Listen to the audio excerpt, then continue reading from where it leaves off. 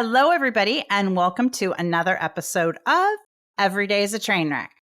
I'm your host, Marley Major, and as always, so I have another amazing guest for you, Dr. Kate Lund, and I know Dr. Lund from Mission Matters, which produces there's the same group that produces the podcast you're listening to now, and I immediately thought she had very cool energy and stuff to tell. And then ironically, when I was doing my homework for this episode, I started listening to her podcasts on energy. And I thought, well, this is great because I love energy. And it's not the only thing we're going to talk about today, heads up. But I just learned so much about a topic that I already thought I knew a lot about. And this woman was a Reiki instructor and all this other stuff in it. And I just went down all kinds of fabulous rabbit holes with it. But I will not do her bio or anything else justice. So I'm going to let her fill you in. So Dr. Kate Lund, take it away. Tell us who you are, what the name of your show is, and what you're all about. Sure. Sounds great. Well, thank you for having me, Marley. I really, really appreciate it. This is super fun. So thank you. You're welcome. So listen, I've been a clinical psychologist for more than 20 years and got my start back in the day in Boston, working across many different hospitals, with specialization in medical psychology, working with kids and families struggling with a significant medical challenge diagnosis. Wow. But, things have kind of morphed and evolved over time. That was back in the day, as I mentioned. And since then, we've moved like 20 times with my husband's job and just had to be kind of flexible, right? And being a psychologist, that's really a great possibility. So, right now, we live in Seattle. We've actually been here for quite a while. Been here for 14 years. And my practice has kind of evolved into a private practice working with kids and families with medical stuff. But really, I've really gravitated towards working with parents, helping parents to be as resilient as possible. Have actually a book coming out on that in October. Don't always feel like the most resilient parent when I'm, out there doing this. But, we all do our best and we're all coming from our own unique context. Yes. And so that's kind of a broad overview of my life as a psychologist. I have twin boys. They are about to be 18. So that's a whole nother adventure in and of itself. Yes. We're launching into the college application season, which is a whole nother adventure in and of itself. Yeah. And it's an adventure out there. I am a dog lover. Mm-hmm. I have a Brittany Doodle named Wally, who's about to turn 4, it was always been my dream to have a dog that I could work with out in the hospital. And so Wally and I volunteer at Seattle Children's several times a month. Wow. And it's actually, if I were to pick something, it's really, really the most meaningful work I'm doing right now. I absolutely love going out there with him. We're not there clinically. We're there as a volunteer team. And just to be able to give back on that level really means a lot. I've got a couple projects going on that relate to this. So, and beyond that, I'm an athlete. I'm a mom who is very involved in things that, helping the boys to be the best that they can be. Yes, so, which is a full-time job in and of itself. It is. And it's not always an easy job, but, It's a job nonetheless. In fact, I'd like to ask you when it has been an easy job, also being the mother of 2 boys, because I'm trying to think. And then ironically, we have a lot in common because I've got a 17-year-old daughter who's a senior and doing the whole college process as well. So believe me, I'm sympathetic, but it's so interesting we're taping this at this back to school kind of time. And I always have the same feeling at this time of year, which is like, it's like getting on a camel and versus getting on a horse. You get on a horse, it's like pretty smooth ride. You get on a camel, it's like, whoa, it's no matter how prepared you are, you just feel this, like you just go from low to high in 5 seconds. And we are definitely feeling all of those adjustments jumping into our senior year. We are too. We are too. And we actually, so one of our boys decided that he wanted to go to boarding school on the East Coast Oh, wow. last year. So Wow. he actually reclassed, took an extra year. So he'll be a junior this year. Oh, Because we wow. didn't want to send him out there as a junior last year and just wanted him to have some Right. adjustment time. So he's a junior, but his twin brother is a senior, is going to be a senior. And yeah, it feels like a camel ride, right? Kind of trying to figure out what it's all going to look like across all of the domains, right? Yes. I don't know if I envy you because on the one hand, it's like if you have twins, maybe that's better that you can kind of do one at a time. But I don't know, maybe it'd be better to get it over with. So at least it'll be interesting to have you on the podcast next year after you've got one out. And then like, what did you learn about putting one through? Because I've got two older boys and the whole college process well, first of all, boys versus girls with the college process is also its own tricky thing. I'm sure. Yeah, I'm sure. And I've, kind of had friends who have girls who have, and I've observed that. And yeah, it's just, but also for different kids, it's so different, Oh, yes. right? And Yes. our boys are very different. So I feel like having that gap between them going through the process is going to be a good thing for us because very different boys, very different angles that they're going to be looking at schools from. So, but I'm hopeful and confident that it's all going to like pan out. They're going to end up where they're meant to be. Well, like that's so interesting. First of all, that one of them just wanted to go to boarding school on the East Coast because I'm assuming the other one stayed in high school in Seattle. Yeah. They were in different schools out here. And one of them is really locked in, loves his school, very, very academic, the whole thing. Yeah. The other one was at a different school and wasn't really feeling it at that school. Yeah. And he went to a summer program on the East Coast the summer before his sophomore year out here. Yeah. And loved it. Like came back with friends from all over the world. He was very social. And it was such an experience. And he was like, hey, I want to do this for real. Yeah. And Ted and I were kind of like, really? But, wanted to give him that opportunity. So I went through the process and like took him around and we visited a whole bunch of places and he had several opportunities and chose one. And you know what? It's been amazing for him. Like he's grown so much in so many ways. Yeah. Now, where do you think, if you had to guess, do you think that he'll end up at a school on like a college on the East Coast or university, and then where do you think the other one will end up? They both want to be on the East Coast. Really? Yeah. That's so interesting. We're from, I grew up on the East Coast and the boys were born out there and Ted grew up on the East Coast and we were in Boston for 15 years before we came out here to Seattle. So I think they're going to want to gravitate back there. They just, something about it, there's a pull. Now the question for you is, will you want to gravitate back there or are you good in Seattle? Truthfully, we have our eyeball on Seattle. I mean, on Boston. Yeah. Seattle's been great, but yeah, I think we're going to go back too. Yeah. Not because of the boys. And for all I know, they might end up in California. Right. That would be the best part. You'd find the perfect house in Boston and then they'd be like, I think I'm going to go to Cal or, whatever.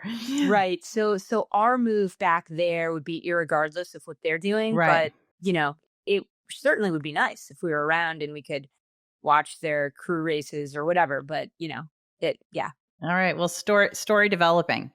Yes, story developing. So how did you first of all, how long have you had your podcast and what was the impetus to start it? Yeah. So, it's so interesting because I can't believe it's about to be 3 years. It'll be crazy 3 years to me. in October. That is crazy. And, how did I start it? So I had been kind of thinking about the idea of a podcast for quite a while. Mm-hmm. And I just never did it. Mm-hmm. And then this opportunity with Mission Matters came up and I can't quite remember where I saw it. Matt had put something out there, something along those lines. We were talking. And at first I thought it's going to be too much. I can't do this. And I told Matt that. And then Matt and I kept talking. And then I talked about it at dinner one night with the boys. They were 14 at the time or almost 15. And one of them just piped up and he was like, Mom, seriously, stop overthinking it and just hit record. Just do it. Well, there you go. Okay. Thank you. my tendency to overthink or what have you, but I really wanted to do it, right? And Yeah. I wanted to do it. And so the rest is history. I did it, obviously. And, I'm still doing it, recording every week. And it's been super fun. It's been a great, great adventure. I have no idea, what the evolution of it will be. I'm hoping something, will keep evolving, but it's just so cool to meet people, hear Yeah. their stories, make these connections. You know what I mean? Yeah. And really kind of weave the tapestry like that you want, even though there are so many podcasts out there, but having consistent ones producing week after week after week is yes, a big undertaking. Now, tell us the name of your podcast again and what it kind of started as and how it is now, what you're focusing on, if there's any difference.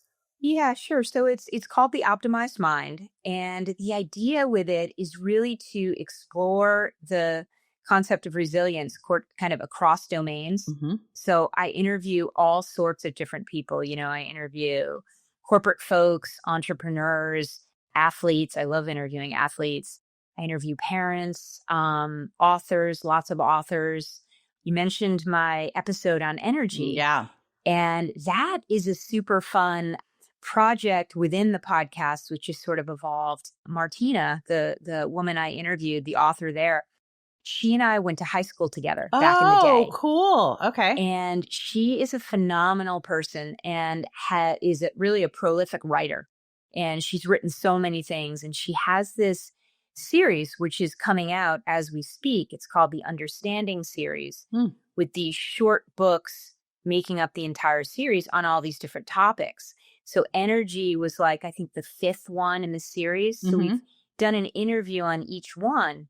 And it's been so awesome, like to just be able to dig into all of these different concepts with Martina and have that tapestry be woven at the same Right. time. So, and to have that history, right? So totally, we know each other. There is very something well. just really magical about. I mean, there, friends are friends, and it's amazing, right?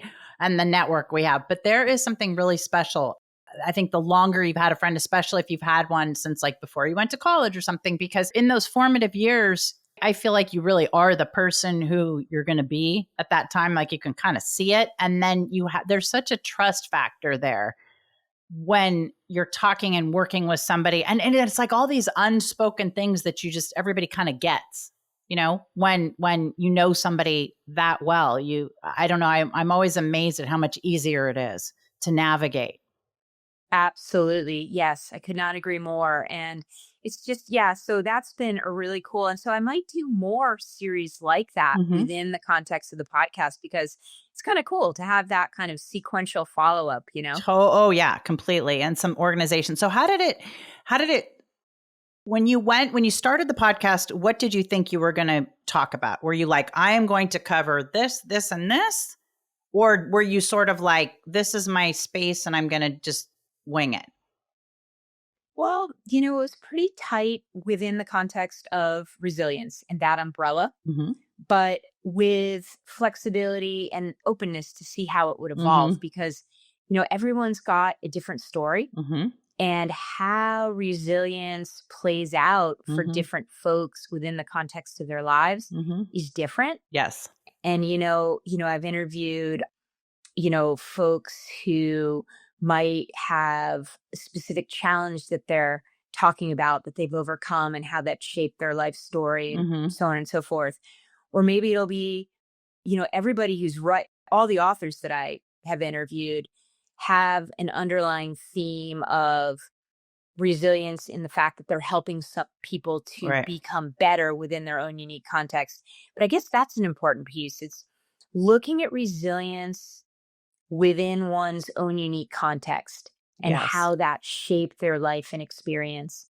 And that's a big piece of my work, right? Is helping folks to maximize within their own unique context. And no matter what, we're all so different. Oh, yeah. In all ways. And how these experiences look for folks are different. So bringing that out has been a big goal of the podcast. And it's evolved in the way that it's, my interviews have gotten better. Yes. My first interview was so bad. I was so nervous. Oh my goodness. I think we can all relate. I was a disaster. And so Yeah. And that has been actually fun as well. My very first interview was with a college buddy of mine Mm-hmm. who had just published a book called Recovery Hardware. It's a And cool that was title. super cool. She went from college to Washington, D.C., where she became a female owner of an Ace franchise that Wow. exploded across Washington, D.C. and Maryland. Wow. And really, really cool woman and How did she cool get into experiences. how did she decide I'm gonna have an Ace Hardware franchise of all things? I'm not sure, but she'll be back on the podcast soon so we can talk about Okay, it. then give her my number because I want to talk to her because that is random to me.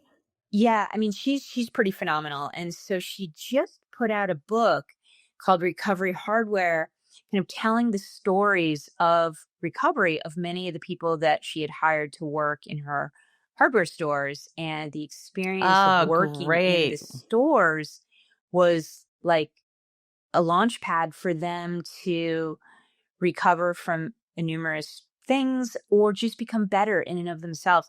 Just a really cool because my whole thing is about the human experience, I Right. guess, Right. my podcast. And so anyway, so Gina was my very first guest and have had her on subsequently on each anniversary of the Oh, podcast. that's a cool idea.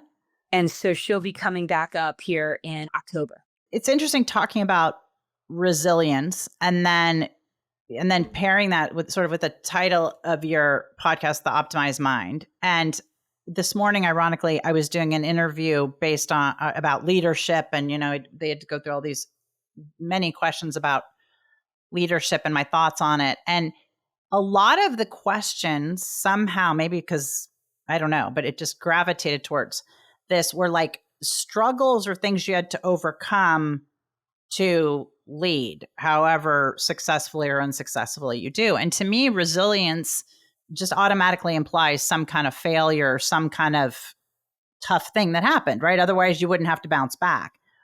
And then optimizing your mind, I really think of, isn't it at the end of the day all about the mind, right? Like you can talk to people. I mean, people have survived Auschwitz, right? And then you have people who are like, oh, I was a trust fund kid and I didn't get enough attention from my parents and I'm a serial killer. Like you're like, wait, how does, obviously something goes on in our minds that we can frame things differently and people can be more resilient? Or so do you think it's totally innate or do you think we can learn to become more resilient? Yeah, that's such a great question, right? And I think at baseline, at the core, Mm-hmm. some folks are just naturally more resilient, more able to bounce back, bounce through and beyond challenge more readily than others. But you can certainly foster resilience. You can Mm-hmm. certainly become more resilient by integrating, sort of lifestyle Yeah. factors into your life because I kind of think of it, resilience is not like a one-time thing. It's not like, For sure. oh wow, I've, overcome this challenge and I've, I'm back. It's a monthly subscription charge, I think. Yes, yes, that has to be renewed Yep. forever, Mm-hmm. right? You never can cancel that membership. Nope. And so that's, I think, the big piece. And based on your real background as a psychologist, and then based on the interviews you've done and through your podcast, et cetera, and the patients with whom you've worked, what do you think are the top 2 or 3 things that really help with resilience or really help people bounce back? Yeah. So really the first thing is awareness. Mm-hmm. Really being aware of who you are and what you need to be at your best. And oftentimes that's not obvious or evident to Mm-hmm. folks, right? Mm-hmm. Also, the experience of doing a hard thing, coming back from a hard thing, Mm-hmm. and having that experience and knowing, being able to internalize, okay, I did that and I'm okay. And Yeah. I'm going to now move forward. So that's huge. And, part of the awareness thing also is learning to care for yourself Mm-hmm. in a way that allows you to be at your best. Right. And oftentimes we're moving through life at warp speed and we lose track of the things that we need to be doing Right. to care for ourselves in an optimal way. And that's really kind of at the core of this book that I have coming out. It's how can parents step away from the chaos to care for themselves in a way that's going to allow them to optimize across domains as a parent and otherwise. Well, that's true, because it's like the whole thing of when they say, put your own life mask on or whatever, your oxygen mask on the airplane before you help anybody else, right? Because if you don't have oxygen, you can't help your kids, or and that makes sense.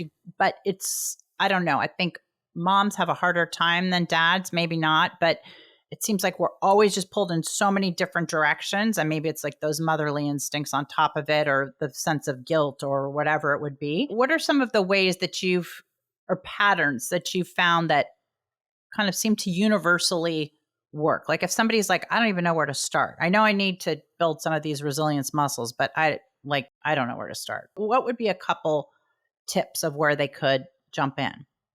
Right. Yeah, that's such a good question, right? And the biggest tip is to start small. Oftentimes we set these massive goals like, okay, I'm going to, I need to get fit. That means I need to run a marathon, in 6 months. Really? Yeah. Maybe depending on where your fitness level is right now, a walk around the block is where we need to start. Right. So it's really meeting folks where they are. Right. And picking the domain where they want to start building and come up with 2 or 3 small things that they can do on a daily basis. And by small, I mean, maybe, they're not very active in the moment. And maybe it's walking around the block at lunchtime. Maybe they want to, change their nutritional habits and they're, eating no fruits or vegetables. Maybe it's having 1 apple a day. Just taking one step that's going to help them feel better in that moment. And that's what helps us to build momentum into the bigger changes, the more long-lasting changes. Yeah, I think that's true. And I think so much of it is in your mind when it feels so big and you don't know where to start. And one of my favorite quotes is I'm going to get it wrong, but how do you eat an elephant? And it's 1 bite at a time. Or how do you paint 1,000 birds? 1 bird at a time. And it is amazing how much it's like the theory of compounding interest, or how much incremental pieces really can get you to where you want to go. But it feels like we've got to jump in and do things so massively. I don't know. I also think that's a very American thing, like where I'm going to get fit. So it's like you got to buy all the equipment and do all this stuff. Whereas like the Europeans are walking, and it's like this moderation thing. The portions aren't so giant to start with, right? So it's like for us, they're, if it's calories in, calories out, so much of it can just be like, use smaller plates and start with half of whatever it was you're eating at dinner, but like you're saying, it doesn't have to be the whole overhaul, and the pantry is gone and you're in new working out gear and getting up at 5 a.m. and, changing your life up, turning it upside down, because I think sometimes we get frustrated and then we don't keep it up. Has to be sustainable, right? Yeah. And it has to be sustainable for the person. And the other starting point is, I work with everybody on this universally. It's managing your stress response. Yeah. And, making sure that you're starting each day level. We're not starting here such that when the first stressor hits, boom, we escalate toward and then shut down and we can't do anything. So it's finding a way for folks to manage that stress response, whether that's, a mini meditation, or one thing that I really love to work with is Herbert Benson's relaxation response, which is a really cool technique that was developed back in the 70s by this physician at Mass General Hospital in Boston. Everyone thought he was insane. Like, what are you doing? You're a physician. What do you mean mindset? Like, whatever.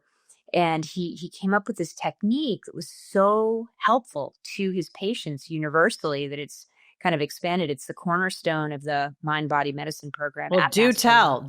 What's today? Super duper simple, right? And there's stuff all over the internet about him too to dig into it deeper. But really, it's coming up with a word or a phrase that you find soothing in some way, and breathing. And, eyes closed is best probably, or eyes open.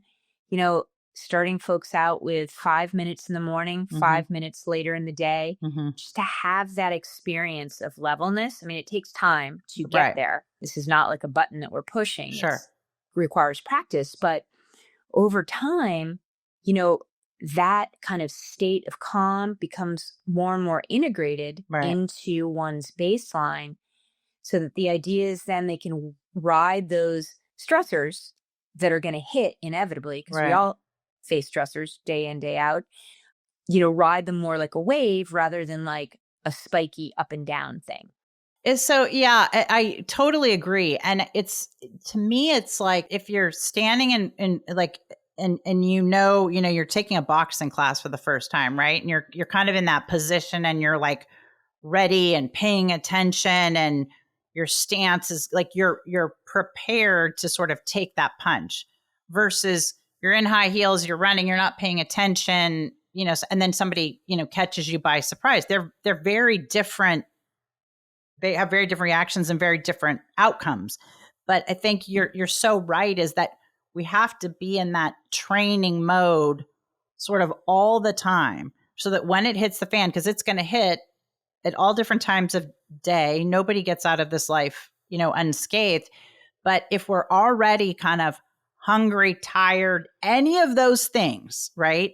Or not feeling so hot or burned out or any of those sort of negative things, then what happens is we can't take the punch, and then it becomes a knockout, right? And you can't get back. But it's funny you say that too about the meditation, because I was thinking when I was doing this interview again this morning, I was like, I have to make sure I am always doing that freaking meditation. And it's so simple. It's so deceptively simple, right? The meditation and the breathing. But that 5 minutes makes a huge difference. Exactly. Yeah. And, it works across domains, across people experiences. I have a couple of high school athletes that I work with these days, and I have them doing it, both, pre-practice routine, pre-game, the whole thing, but really to see how it's leveled them off so that they're able to manage through the pre-game jitters, the what have you. And then how they're able now, after practicing it for a while, to implement it like before a presentation at school or before a test or whatever. It's kind of cool to see that as well, right? To integrate, because they weren't in that space of thinking about things like this. Yeah, because how would they? I mean, somebody would have to very purposefully train them, to do that. And it's sort of like you can't, in a knee-jerk thing, or when something happens, you can't draw upon something like good manners in a nice restaurant if you've never seen that modeled, and it's just like impossible. So it's sort of like before practice, if they already have that, like, okay, now I can go into this zone and be in this space and get themselves to that space, because it's already familiar at that point. They recognize it and they know, and then you're just like ready to hit it. But there's some Chinese proverb that I love. That's something about sweating a lot in peace so that, you don't sweat in war, or something so that you are basically doing all your practice and all your homework. So when the inevitable happens, you're in the best position you can be. Exactly. That's precisely the point, right? And it's not always going to be easy, right? And we're not trying to wipe out the idea of challenge here, because we're all going to hit challenges, absolutely, day in, day out. It's how can we manage them as effectively as possible, within our own unique context. That's, and I think that's a great way to look at it. And I also think is, how can we manage it also so that when it hits, we don't kind of keep absorbing them like a sponge, but it's like it sort of hits and we just kind of move it on. Whatever the effects are going to be, they're going to be. And then it's just like next, as opposed to all these little cumulative layers of this piece that we took on from that drama and this piece we took on from that drama. And the breathing and the meditation totally helps with that. Yes, exactly. And, That's such a good point because it's really moving through and beyond the challenge without letting it kind of sink into us like a sponge. And we've all had that experience, right? I mean, I know I have to check myself on that front all the Yeah. time because there are these stressors, and I'm not necessarily wired towards like letting things go really easily, right? Right. Yes. I totally, I relate. Well, it reminds me of this thing I was reading last night. I don't know, it was like a Daily Mail or something random. And the headline caught my attention. It was about this woman who was taking her workout clothes. So talking about athletes. And she took her workout clothes and she's like, every time I work out, I take the clothes go in the laundry and, in the washing machine, they get washed and they get dried and, the whole thing. And you're like, okay, I think I'm good. And she said she read something where you have to like once in a while deep clean your workout clothes. So she said she was following the instructions and she took all her workout clothes that, mind you, were clean, supposedly, and put them in the bathtub and did, I don't know, something with baking soda. And then and she said the whole bathtub just like turned brown. Now she said, okay, it's possible some of them had a little bit of dye still, but she just said, how can these things that are supposed to be that I am washing every week? And they were talking about how in certain, performance fibers and stuff just sticks in there, right? Like you need this deeper clean. And she soaked them for the clothes, I don't know, for like 3 or 4 hours and then ran them through the machine with vinegar or something like that.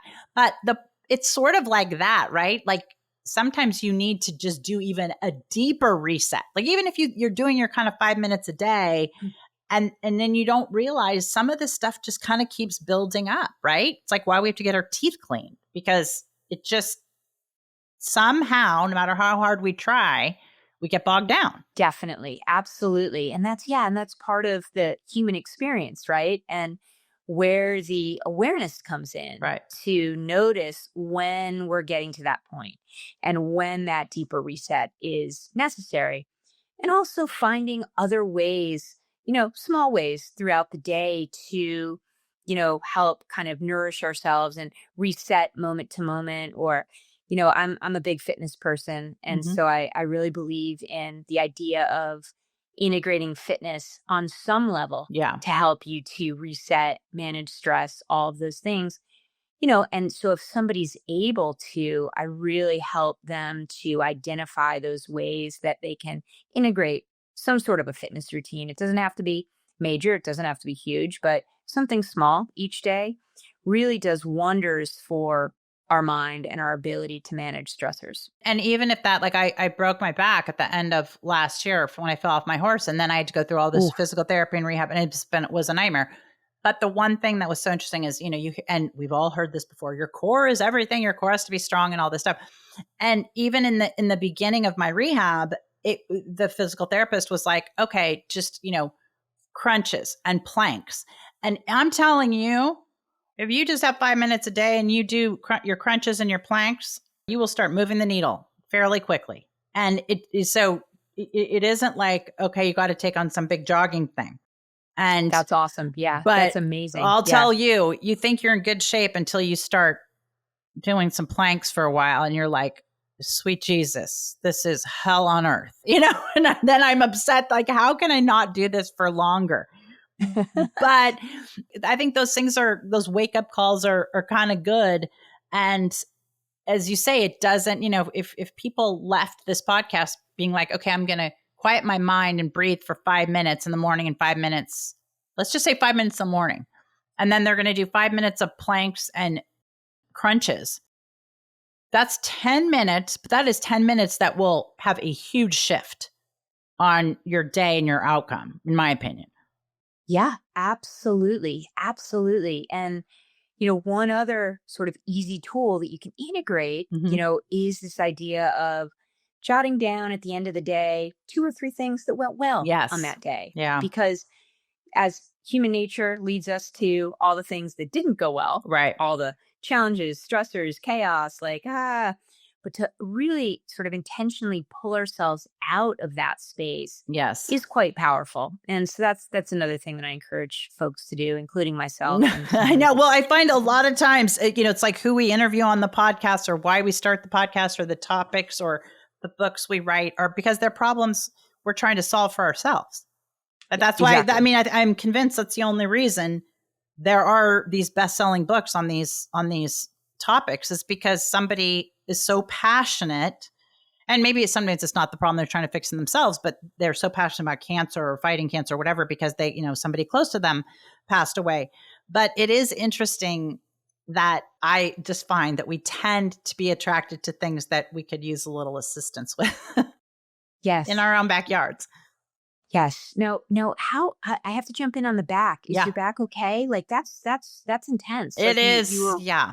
So you I felt, threw, well, I have this horse that's a drum horse. He's the size of basically a Clydesdale is really how people can think of it. Yeah. And I was just with thank God, I was with my trainer and I was in the ring and something spooked me. It'd never been spooked. I mean, it was the weirdest thing. But he's so high and huge that then he pitched me. I shouldn't say it like that. He started going very fast all of a sudden. And then he made it, and I stayed on, but then he made a sharp right turn and I went off over down on my head and cracked my helmet and crashed my vertebrae and all these things. But of course, genius, yours truly, I was like, I'm just going to need to take a bath and ice it. Well, as I say, I had 3 broken vertebrae and I didn't go to the hospital till the next day. And they were like, holy God, how? And by then I was like non-functioning.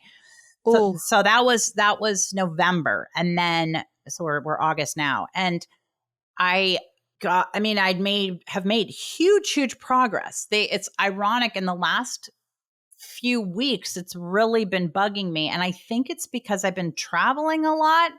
And yes, I have the bag on wheels and all that stuff. But I think part of it is being in the seat and then taking your luggage and, just putting it onto the rack and being slightly out of my routine. And then it's like everything else, you kind of have to get used to this thing of when I go for a workout, like I did this morning, I have to come back and ice my back.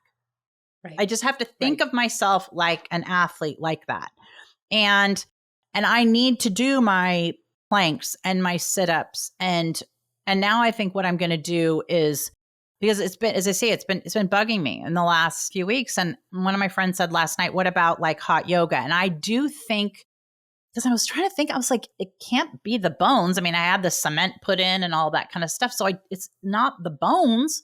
So I was thinking it has to be some kind of like the muscles are just screaming or they're not strong enough for what I'm trying to do. And I think that intense yoga might be an answer. But I will tell you, I've had a few dark days with this because you're just like, what the fricker,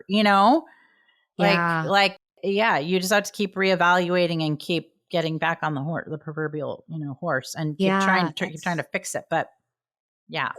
Yeah, it's intense, and doing the best that you can, sort of exactly. creating a new context. Yes. Temporarily, because you'll get back to where you were. It's just that, but wow, that's really intense. But it sounds like you've come a really long way. My physical therapist said like the number of people that could do what I did, meaning like, I don't know, a couple months after, he's like, is like 0. He's like, thank God I was, I worked out before and it was strong. But then you really realize, okay, it's kind of like that punch we were talking about. It's like I could have done a lot. I could have been doing a lot more with my core. And then that's what happens. Like people slip and then that's why they throw their backs out and stuff like that. So it's kind of a message to all of us, no matter what you're doing, is especially the older you get, your core has to be super strong. And whether you exercise for weight loss or for the mental component, it's so important so that when that random thing happens, you're poised to, to get better faster. But yeah, it is also another interesting thing. My dad is a doctor. So obviously our family, grew up with Western medicine, but it's interesting too, how you start putting in the whole Eastern medicine thing. And I think the other reason I've been challenged is because my acupuncturist has been out of town for a couple months and I'm not getting those weekly treatments. And I think that is probably another component. So it's all these layers of things we have to do to.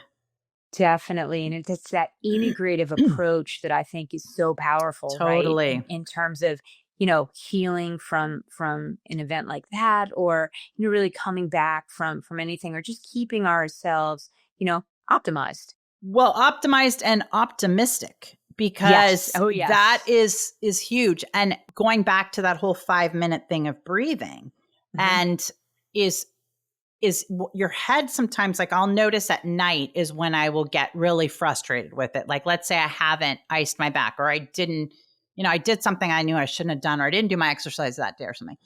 It's coming back to then taking that 5 minutes where you are quiet and you're like, it is going to be fine, right? The world is not ending. You're tired, you're hungry, go to sleep. It will look better tomorrow. And then just sort of resetting and starting again, instead of going down that rabbit hole of, oh, now what am I going to do? And that's the end of the world.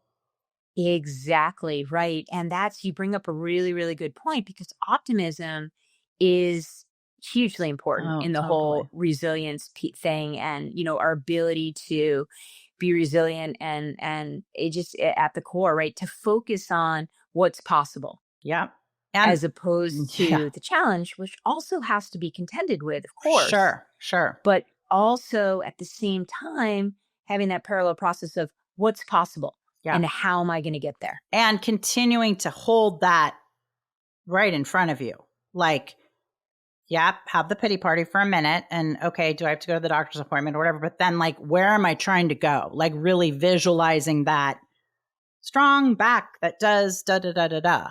And, kind of keeping your eye on that prize. Because if you're looking back, then you just get yourself into worlds of trouble.